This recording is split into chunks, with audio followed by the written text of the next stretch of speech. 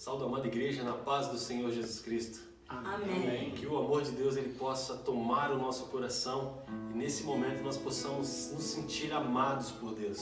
Porque a palavra de Deus fala que o amor de Deus ele lança fora todo o medo. Diante dessa circunstância em que estamos vivendo, que todo medo, toda preocupação, toda ansiedade possa ser lançado fora, para que o amor de Deus ele possa ter liberdade no meio de nós. O salmista diz lá no Salmo 121 o seguinte: eleva os meus olhos para os montes, e de onde me virá o socorro? O meu socorro ele vem do Senhor, que fez os céus e fez a terra. O nosso Senhor ele não dorme, ele permanece acordado, cuidando de nós. Ele não dormita, o guarda de Israel. Aleluia, Jesus. Obrigado, Senhor. Confiamos em Ti, Pai.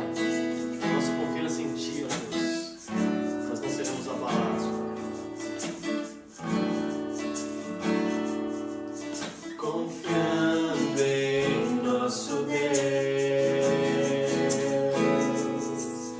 e em Teu eterno amor, não seremos abalados, não seremos abalados, não seremos abalados.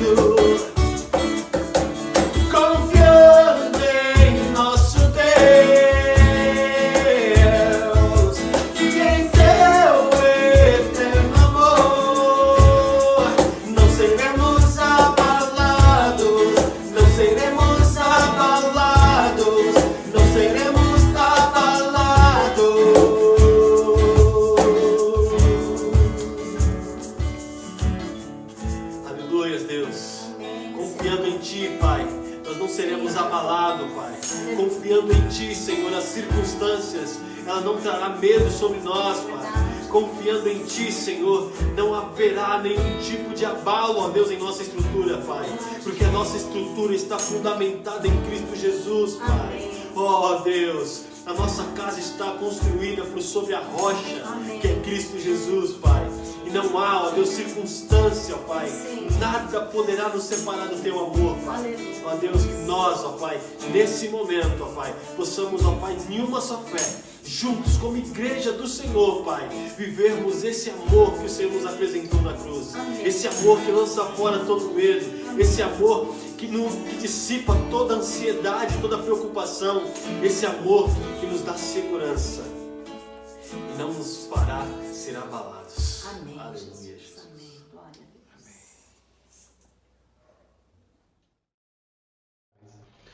a Deus. Estamos no culto nosso dominical, noturno, e a oportunidade de também compartilhar a palavra do Senhor, e temos um tempo de edificação.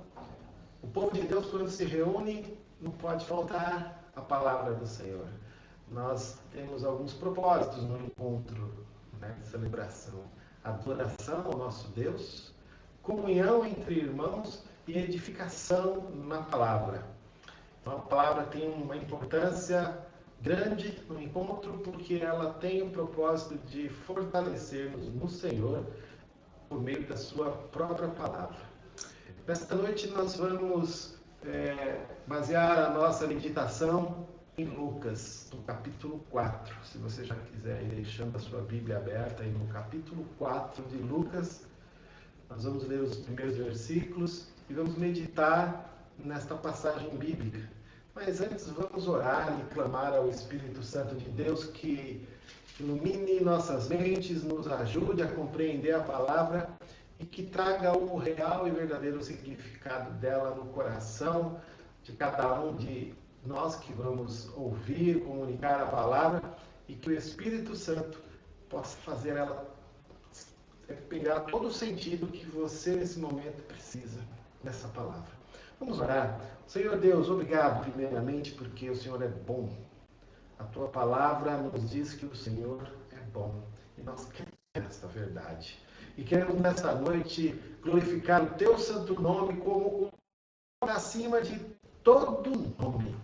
Não há um outro nome, não há um outro Deus que queira se apresentar como Deus, Ele sendo uma figura, uma imagem.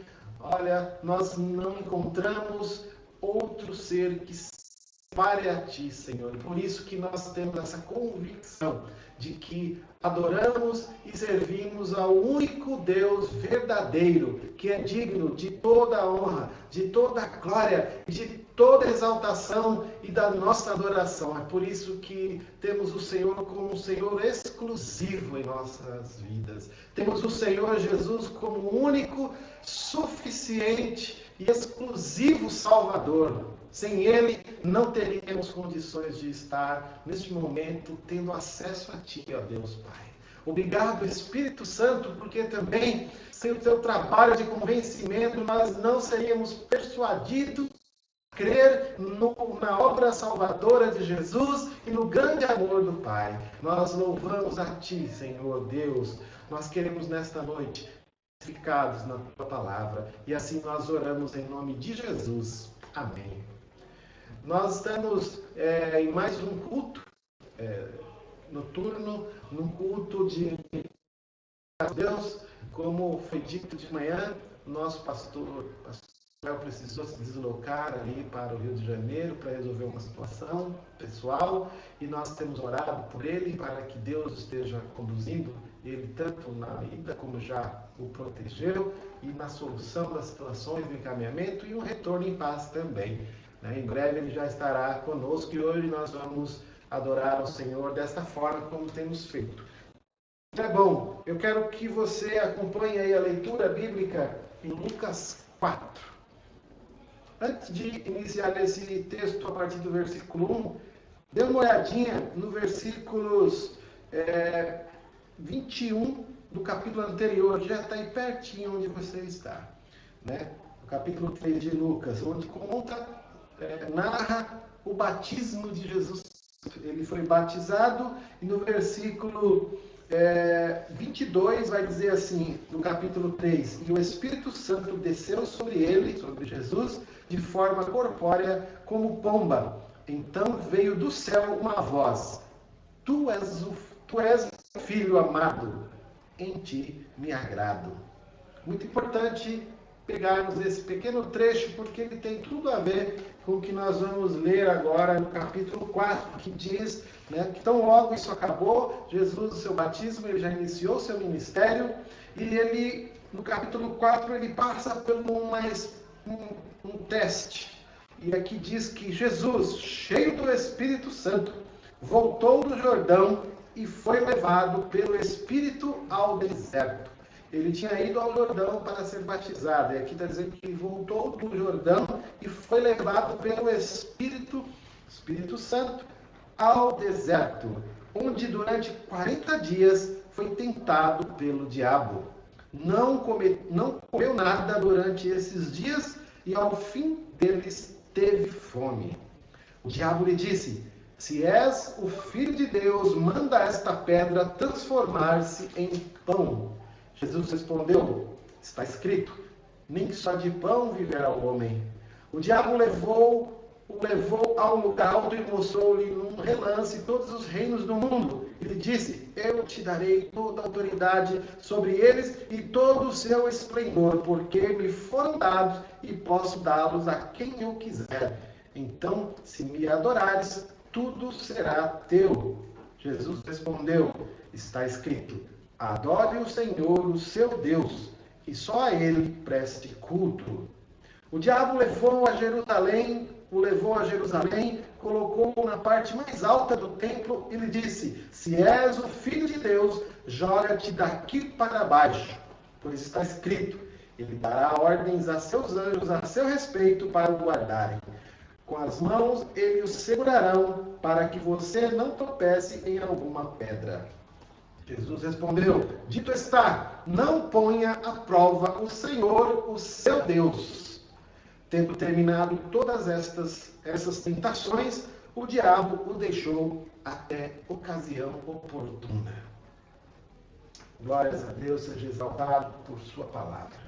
Nós vemos aqui, numa primeira rápida introdução, nós vemos que Jesus foi batizado por João Batista, e no fim do ato do batismo, há aqui esse relato de que o Espírito Santo, em forma corpórea, desceu sobre Jesus e veio uma voz do céu que disse, tu és o meu filho amado, em ti me alegro, me comprazo. Essa narrativa que nós temos em Mateus 4 e também em Marcos e aqui em Lucas, nós vamos ver algumas antes que eu preferi trabalhar com Lucas, principalmente pelo desfecho, lá no último versículo que eu li, quando o versículo diz que o diabo deixou para voltar em uma outra ocasião. Né? E eu quero que você se atente a esse início, porque logo que Jesus foi batizado, nós vemos aí essa manifestação da Trindade. Jesus, Filho, Deus Filho sendo batizado, o Espírito Santo vindo numa manifestação corpórea, ali numa forma de pomba, e a voz do alto do Pai dizendo, se comunicando. E o texto, os textos vão dizer que as pessoas ouviram essa voz. Os apóstolos, mais adiante, quando vão tratar de algumas coisas que aconteceram nesse momento, eles citam isso. Essa voz foi ouvida, não foi algo assim na cabeça de alguém que, eu acho que eu ouvi alguma coisa, não. Foi uma voz, o relato diz que houve uma voz do céu que disse isso. E isso é muito importante você memorizar, porque se isso aconteceu, Satanás também ouviu. Porque o diálogo todo vai girar em torno dessa fala de Deus Pai com Deus Filho. Que ele o tempo todo vai falar, se és filho de Deus, porque ele ouviu, tu és o meu filho amado. E ali naquele momento começa esta tentação, que não foi Satanás que veio tentar Jesus. A palavra diz, em Mateus vai dizer que ele foi levado pelo Espírito ao deserto. Aqui nós já vemos ele cheio do Espírito, foi para o deserto. Em outra versão vai dizer que o Espírito Santo o impeliu para o deserto e ali ele passou 40 dias de jejum, passou de fome. E é importante ficar muito claro nessa passagem que o Jesus que nós estamos lendo é um Jesus homem.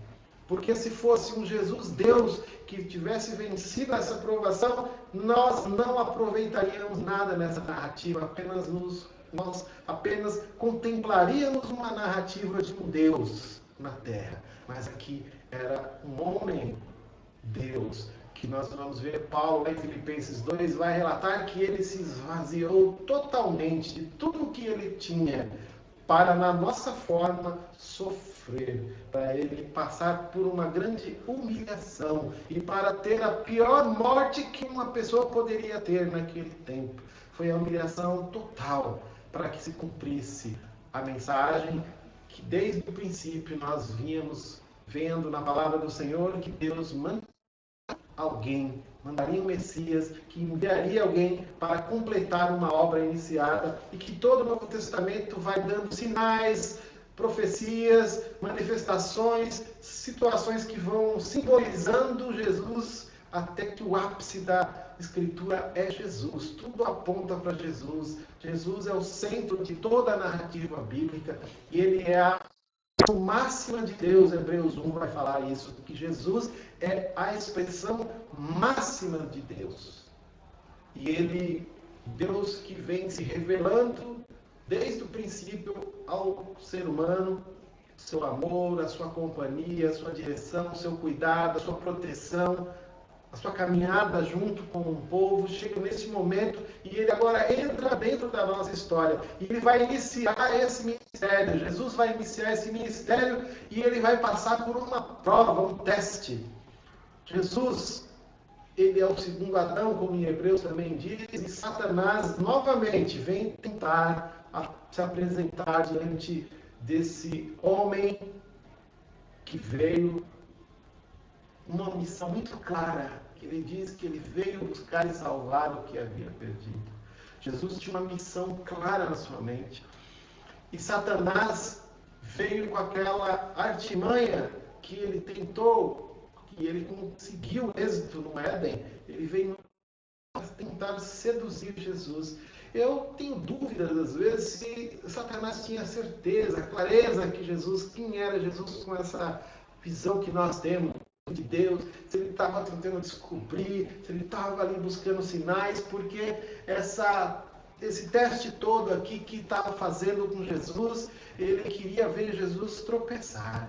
Agora, coloque-se no lugar de Jesus, 40 dias com fome. A Bíblia não dá para nós assim essa clareza de que foi esse sofrimento que Jesus passou nesses 40 dias. 40 dias essa quarentena que a gente ouve na Bíblia, sempre tem uma relação interessante.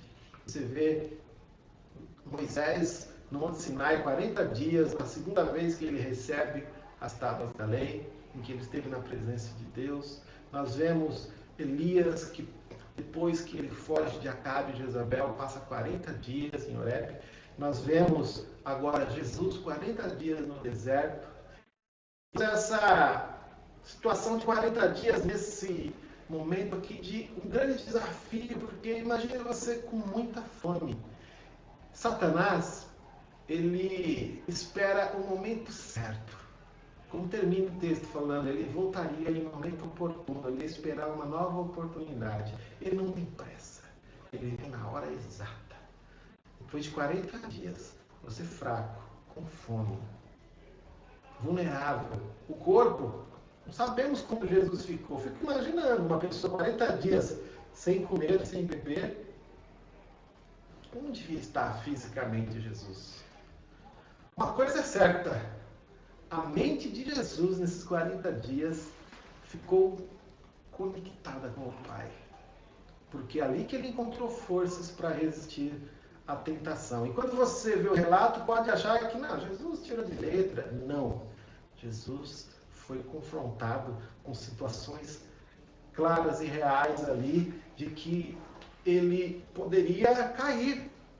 Ele poderia cair, mas ele estava revestido do poder de Deus, um homem cheio de Deus, uma mulher cheia de Deus, pode estar na circunstância que for, no momento da provação do inimigo, se ele estiver cheio de Deus, sua mente estiver cheia de Deus, pode estar com a circunstância que for, de doença, de fome, de dor, ele forças na palavra do Senhor para responder a Satanás nos seus investimentos.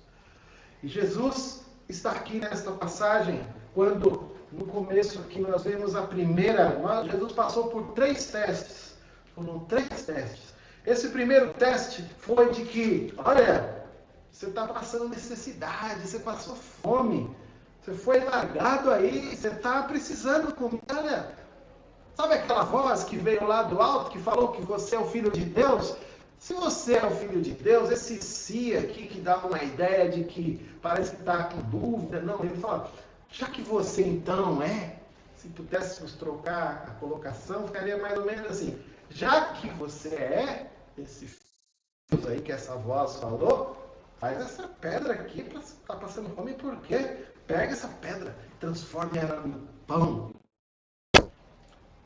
Jesus traz uma resposta que tem uma correlação com 2 episódios do povo hebreu, antes ainda da conquista da terra, que está lá em Deuteronômio, capítulo 8, versículo 3, quando o povo estava no deserto. Isso está lá no capítulo 16 de Êxodo, quando ele está no deserto, que ele está com fome, ele começa a reclamar com e começa a murmurar e fala, olha, lá no Egito nós tínhamos comida, nós tínhamos alimento, nós nos fartávamos com aquela alimentação, e nós viemos para cá para morrer aqui de fome. E aí Deus providencia o alimento. Isso está lá em Êxodo 16, porque lá em Deuteronômio, no capítulo 8, quando estão recapitulando muitas situações que o povo viveu, está passando, Moisés está passando orientações ao povo, resgatado esse momento histórico, e que ali naquele vai dizer que Deus providenciou o pão, o alimento, mas naquele texto mesmo vai dizer que nem só de pão vive o homem, mas de toda a palavra que provém da boca de Deus. Depois você confere isso, Êxodo 16 e Deuteronômio 8.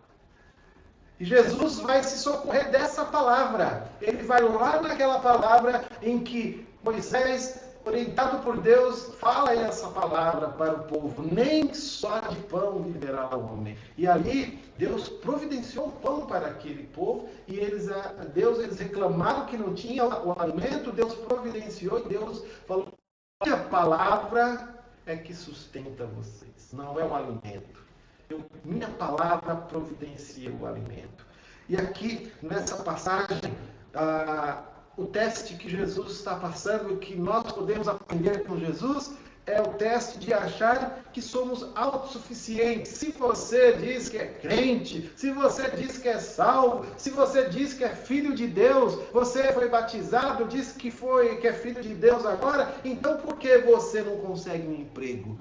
Vai lá procurar um emprego, vai fazer isso. Por que você não consegue dinheiro? Por que você não consegue aquilo outro? Por que você não consegue crescer profissionalmente? Por que isso? Por que aquilo outro? Satanás faz esses mesmos questionamentos e muitas pessoas caem porque elas acham que precisam buscar o seu recurso, quando Deus está dizendo, nem só de pão você vive, mas de toda a palavra que procede da minha boca. E Jesus, socorrendo-se, conhecendo a palavra, responde com a palavra para Satanás, e nesse momento, essa primeira provação da autossuficiência que Satanás queria colocar Jesus ali como, seja autossuficiente, você não precisa de nada, de ninguém, não depende de mais ninguém, resolve aí o seu problema, você é filho de Deus? Então, Jesus deu essa resposta bíblica, lógico, tem o bíblico que a gente usa hoje, mas ele se socorreu da palavra que eles tinham naquele tempo. E ele foi e deu essa resposta voltada para Satanás, de que ele tem que entender que nós confiamos na palavra de Deus. Ele para nós o que necessitamos. Imagine você morrendo de fome, alguém te dar uma oportunidade que você pode achar que é uma solução e não é, e você pode falhar. E Jesus estava nesse contexto de necessidade. Satanás já começou pelo ponto mais frágil, onde Jesus poderia tropeçar. Você está com fome, você está exausto, você está fraco. Transforma essa pedra em pão. Mas Jesus estava ligado no Pai. Não bastou isso. Satanás, mais uma vez, não se deu por vencido. Ele foi para a segunda tentativa. E o versículo 5 vai dizer, que ele levou Jesus para um lugar alto. O relato nos evangelhos falam, que ele, alguns em um relance, mostrou todos os reinos do mundo, todos os povos, tudo que tinha, e ele se apropria disso tudo e fala que é dele, que ele foi lhe dado, Sabemos ao certo se ele estava blefando, mas nós sabemos que o mundo jaz no maligno, e que o próprio Jesus, em outras passagens, vai dizer que ele é o príncipe desse mundo. Mas Jesus não queria menos do que ele era. Satanás quis oferecer para ele algo agora, que Deus tinha para ele, que era para toda a eternidade. Esse mesmo texto de Filipenses 2 vai dizer que ao final ele ia ser e foi exaltado sobre todo nome esse que vai todo joelho um dia se dobrar diante dele. Jesus não queria trocar o mais pelo menos. Jesus não queria trocar o eterno pelo provisório. Jesus não veio para reinar na terra, ele veio para ter um reino, e esse reino eterno que focado, ele ia ser rei, ele não queria ser. Jesus não quis o principado de Satanás, ele tinha um reino que o Pai já tinha reservado para ele. E ele tem aqui a resposta novamente. Jesus vai se socorrer da mesma passagem bíblica lá. E quando, dentro dessa passagem que está orientando um pouco como caminhar com Deus, lembrando algumas coisas que eles fizeram no deserto, e aí essas mesmas palavras estão lá em Deuteronômio 6,13, quando ele diz: adore somente o Senhor, o seu Deus, e só a Ele preste culto. A ideia lá em Deuteronômio era que os hebreus mais à frente não adorassem outros deuses, somente esse Deus que estava levando eles para aquela terra prometida. Deus sempre quis essa exclusividade para que ele pudesse cuidar, para que ele pudesse caminhar junto com o povo. E aqui nós vamos ver que Jesus dá uma resposta para Satanás, assim, olha, ele não esnoba. Eu não quero esse reininho seu aí não, essas coisas que tem é pouco, eu tenho muito mais do que isso. Jesus vai direto ao ponto. Satanás lembra, na verdade, Satanás de algo que ele se recusou e se rebelou e não quis fazer, que é adorar a Deus. Por isso que ele fala: adore o Senhor, o seu Deus, e só a Ele preste culto. Esse Senhor, seu Deus, é o Deus Altíssimo. Jesus está se referindo, porque Jesus aqui é o Jesus homem, não é a Ele, Jesus, que ele fala para Satanás: me adora. Eu não vou te adorar, você tem que me adorar. Ali o Jesus homem estava em luta para vencer essa segunda etapa da tentação. Ele fala: adore somente ao Senhor, o seu Deus, e somente a Ele preste culto. Ou seja, eu não vou te adorar, eu vou adorar, eu estou aqui como filho de Deus, e é só ao Senhor que tem que ser prestado culto. Você não foi criado pelo Pai para ser adorado. Então, Satanás, mude o foco. Você está querendo adoração. Porém, essa mesma tentação, Satanás até hoje faz com muita gente. Ele oferece poder. Aqui a tentação é poder agora, com a condição de que submeta-se a mim. Submeta-se a mim. Adore a mim. Mas nós temos um Deus todo-poderoso. Nós não queremos o poder, um Deus com poder. Nós queremos um Deus todo-poderoso. E esse é o Deus que nós adoramos. É esse Deus que Jesus está nos ensinando. Nós precisamos ter o poder de Deus em nós e não sermos poderosos. E Satanás, mais uma vez, não se deu por satisfeito e vem para a terceira e última tentativa.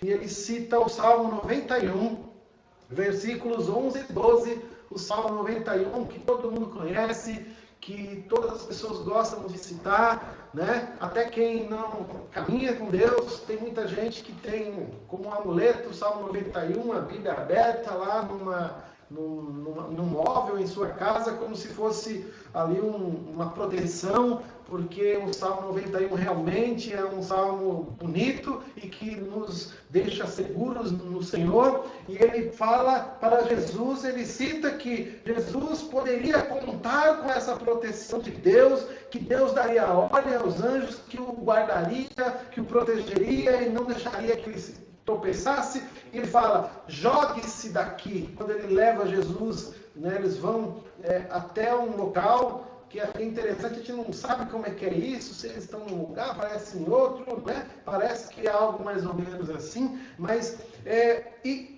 aqui o versículo 9, o diabo levou a Jerusalém, colocou-o na parte mais alta do templo e disse, se és o Filho de Deus, joga-te daqui para baixo. De novo, se és...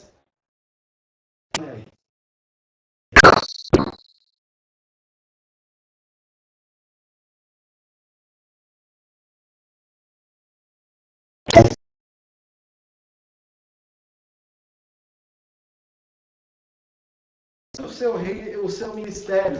E lá no versículo 23 do capítulo 3 diz assim, ó, Jesus tinha cerca de 30 anos de idade quando começou o seu ministério. E Jesus ainda não tinha feito nenhum milagre, não tinha feito nada especial ainda.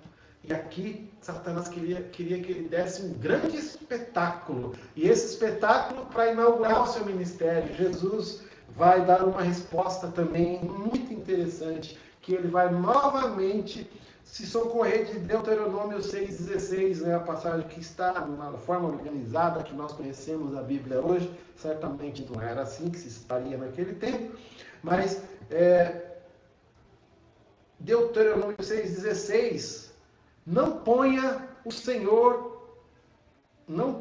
à prova o Senhor, o seu Deus. Se você for lá em Deuteronômio 6,16, você vai ver que naquele contexto de novo, de orientação, que Moisés está recapitulando muitos fatos, Moisés lembra de um fato que está lá em Êxodo 17, quando o povo... É interessante, irmãos, que você vê Êxodo 16, Êxodo 17.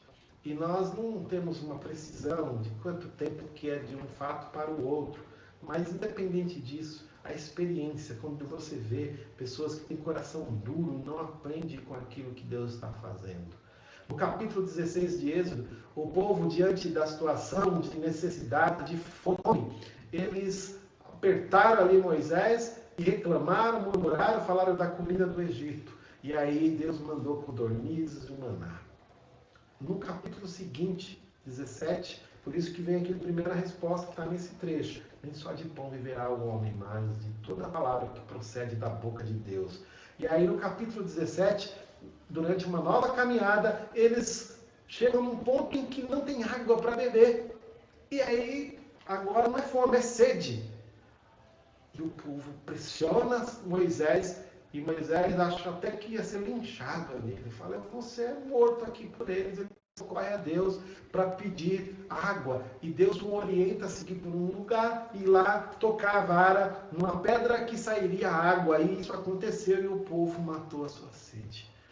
E ali naquela passagem, lá o próprio povo vai dizer para Moisés, Deus está ou não está conosco? Que Deus é esse? Cadê a água? Já tinha passado pela situação do pão e não aprendeu que Deus mandou o alimento. Agora, na sede, ao invés de vamos clamar ao nosso Deus que já nos abençoou com pão, que é capaz de nos dar água, e Ele vai nos dar água. Não, eles foram. Deus está com a gente ou não está? Foi essa a pergunta que eles fizeram para Deus, para Moisés. E isso foi considerado por Deus uma tentação. O povo tentou Deus. Olha, vocês estão duvidando que eu estou com vocês? O que eu já fiz não basta? Vocês são um povo obstinado, um povo difícil. Vocês vão aprender como é que caminha comigo nessa caminhada no deserto. Por isso que durou 40 anos. Deus estava ali, ó, mostrando e limpando, tirando do meio do povo todos aqueles de coração duros que não estavam querendo caminhar com Deus. E aí, nesse momento, Deus fala, não tem, nessa passagem no capítulo 6 de Deuteronômio, não tentarás o Senhor teu Deus, não ponha à prova o Senhor teu Deus, não prove Deus, Ele já está provando o seu poder, o seu cuidado, e aí surge uma situação nova, você, muitas vezes, diante de um problema novo, esquecemos toda a experiência que já temos com Deus e começamos a duvidar, a reclamar, mas Jesus aqui não, Jesus falou, não ponha à prova o Senhor, não preciso me jogar daqui para que Deus me segure e eu não caia lá embaixo, eu sei que no tempo certo, em todas as circunstâncias, o meu Deus vai me proteger. O meu Deus vai andar comigo. O meu Deus caminhará comigo. Por isso, eu não preciso fazer espetáculo para provar para ninguém que Deus está comigo. Eu não preciso fazer sinais para vocês, para que vocês saibam que Deus está conosco.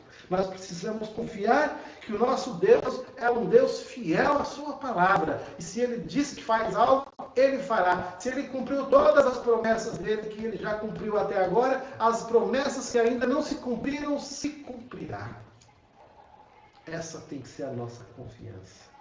E Jesus, demonstrando conhecimento daquilo que tinha revelado através dos escritos do Antigo Testamento que nós conhecemos, da Torá, dos livros proféticos, dos Salmos, conhecendo tudo isso, Jesus mostra para Satanás que esse é um grande aprendizado.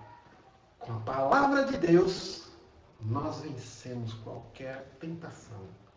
Com a palavra de Deus, nós vencemos qualquer tentação. Satanás não pode com a palavra de Deus.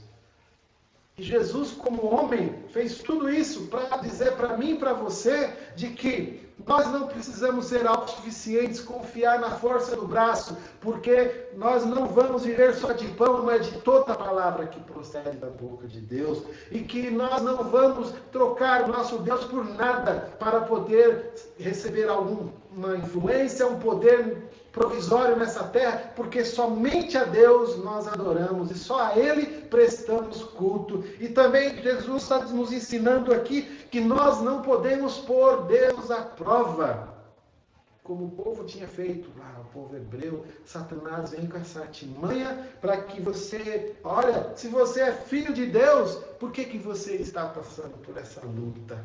Você está passando por esse problema? Jesus disse, neste mundo vocês passarão por dificuldades, aflições, mas tenham bom ânimo, tenham vida. Bom ânimo, ânimo é vida. Tenham vida. Creiam. Vocês vencerão como eu venci. E o versículo 13 encerra, tendo terminado todas essas tentações, o diabo o deixou até ocasião oportuna. Ou seja, Satanás não vai desistir de nós nunca. Enquanto estivermos vivos, ele vai fazer algumas tentativas. Essas 3 tentações aqui, elas são, digamos assim, muito importantes. Derruba um crente, uma crente, e acaba com o pessoal de alguém. Quando você deixa de confiar na palavra do Senhor, quando você deixa outras coisas tomar o lugar do Senhor na sua vida, e quando você tenta Deus, não confiando na sua promessa. E nesta noite, eu quero concluir essa meditação, trazendo para você esse desafio, que você, nesse tempo de dificuldade, sabemos que não está fácil, a vida nesse tempo, tem muitas dificuldades que nós poderíamos citar aqui, mas nós queremos nesta hora que você confie na palavra do Senhor. Confie na palavra do Senhor. Confie em Deus. E só a Ele preste culto. Vamos orar e agradecer a Deus por esse tempo na sua palavra. Obrigado, Senhor, pela sua palavra. Obrigado, Jesus, por nos mostrar um caminho de como resistir às tentações que Satanás coloca diante de nós. E ali o Senhor era homem como nós e venceu para nos mostrar que podemos vencer, podemos ter dificuldades, mas o Senhor está conosco para nos dar a força que precisamos. O Espírito Santo está em nós para não nos deixar esquecer da palavra, e a gente precisa se alimentar dessa palavra para que na hora da aflição, na hora da tentação, na hora do confronto de Satanás, nós tenhamos a confiança de que a tua palavra não falha, que nada nesse mundo pode nos abalar, nada pode tirar de nós, roubar a nossa paz, a nossa confiança em Ti. E nós queremos, nesta noite, sair confiantes, porque pode ser o que for que estiver acontecendo, o Senhor estando conosco, nós estamos seguros, nós estamos confiantes de que o Senhor está cuidando da nossa vida e da vida de cada um, ó Pai, dos Teus filhos nessa terra. Colocamos diante do Senhor, ó Pai, o nosso país, o mundo todo, os irmãos perseguidos, que nesse momento estão ainda passando mais dificuldades do que as que já passam, mas nós cremos no seu cuidado. A tua palavra está, ó Pai, levando até eles conforto, alimento, e, ó Pai, a igreja tem suprido as necessidades desses nossos irmãos. E que também os irmãos próximos de nós que estiverem com dificuldade, que também sejam supridos, ó Pai, a partir do amor e da ação também da tua igreja, Senhor. Nós te agradecemos, te louvamos pela liberdade que temos de te louvar e te agradecer. E assim nós oramos em nome de Jesus, ó Pai. Dá-nos uma semana abençoada, proteja-nos, livra-nos do mal. Assim nós oramos em nome de Jesus. Amém. Tenham todos uma semana abençoada e nós cremos que Deus vai com cada um de nós ao longo dessa semana. Caminhe com Deus, confie na palavra do Senhor e você vai ver como que de fato Deus honra a sua palavra. Deus abençoe, uma boa semana, fiquem na paz.